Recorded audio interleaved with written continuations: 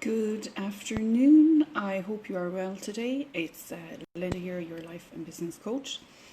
And today I am here to give you some tips on starting out in business. Maybe you are thinking of starting a business, or maybe you are in the early days of business. So here is some things I learned from my previous business.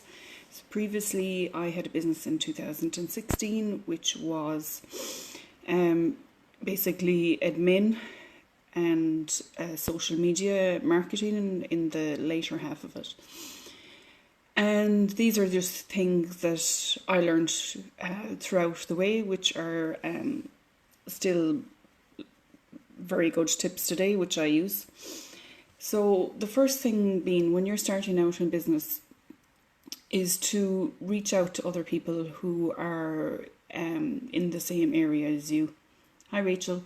So in the same market as you, the same niche, whether you're a life coach like me, a hairdresser, a beautician, a blogger, whatever it is, don't be afraid to reach out to other people. Pick 3 people to kind of do a little test and research on. So again, someone in your area, someone who you admire, someone who is possibly in business 3, 7, 10 years. Basically learn from them, see what they're doing, see what works, and go from there. As they would say in the business world, don't reinvent the wheel, see what works and go from there. That's really, really beneficial. And that's something I've done in the past and done a month ago and currently do all the time. It's really, really important. The second thing is to give. Don't be afraid to give your time to others. A lot of time I would have messages from people asking questions, asking advice. And yes, it takes time out of my day, but I always take that time to answer people. And, obviously, if you don't know the answer, well then, say you might try and find out what that is. But don't be afraid to give your time to people. Relationships, the third thing. I've always said this, relationships are key, in my opinion, in business and in life in general.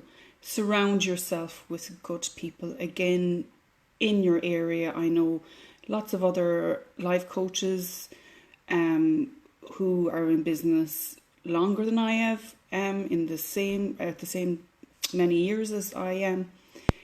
Don't look at people in your niche as your competition. See them as your ally. See them as someone who you can reach out to in times of overwhelm, stress, whatever the case would be. We all need someone to have our back. So don't be afraid to reach out to people and ask for help, and obviously give help. So relationships, key.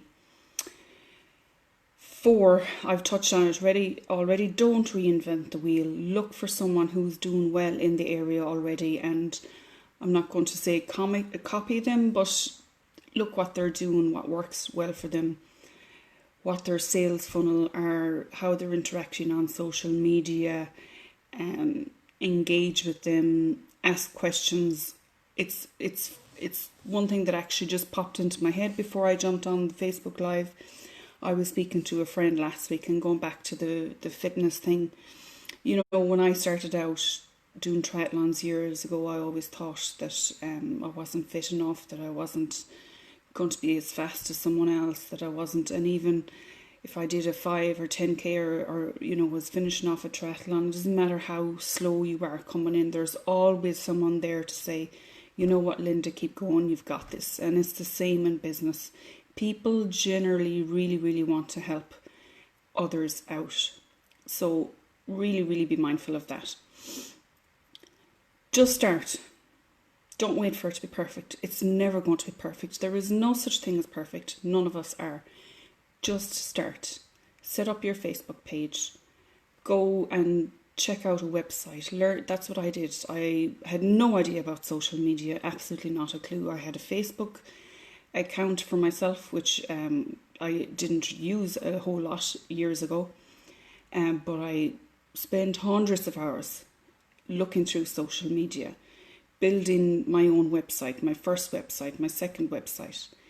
Do a course. There is so much out there that you can learn online. So don't be afraid to dig in. Don't be afraid to just go for it. Absolutely. Just go for it. Don't procrastinate about it. Just do it. 6, read every day. Consume content. Let it be your pastime rather than television in the evenings. Whatever it is. Read a blog. Read a book. If you're absolutely clueless on social media, follow the top social media people. Get all the tips and advice off them. Don't be afraid to ask for help. I've already touched on that. Set boundaries. Whether that be for yourself, in your business, with other people. And that is one thing that I suppose I'm kind of slightly contradicting myself here on this point. As I said, on 2, give. But set boundaries with giving. One thing that I didn't do in the past with, I've again absolutely no problem with helping others out. But often some people would message me like at 11 o'clock at night. And again, I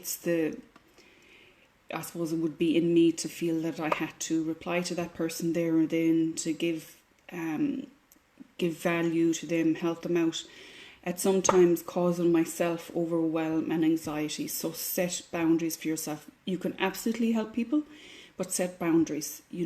Just because we're connected to our phone a lot of time and on social media, don't feel that you have to answer the person straight away. Say, absolutely, I have no problem helping, but it's going to be tomorrow before I get back to you. I'm just really busy at the moment. So set boundaries, and again, whether that's for yourself, what's happening on your day to day, or with other people or family, or thinking that you have to go to this well, we're actually not going to no meetings at the moment, but networking or anything like that. So set boundaries. 9, don't be afraid to make mistakes. I've made so many mistakes in the past with things that I've done. Don't be afraid to make them. We can procrastinate, and even down to something like coming on Facebook Live, writing a blog post. It's something I'm very aware of, that when I put up a blog post, I could read it 3, 4, 5, 10 times, and someone might come back to me. There would be a typo or a grammar issue. Typos and grammar issues, it's not something I'm strong with. It never has been.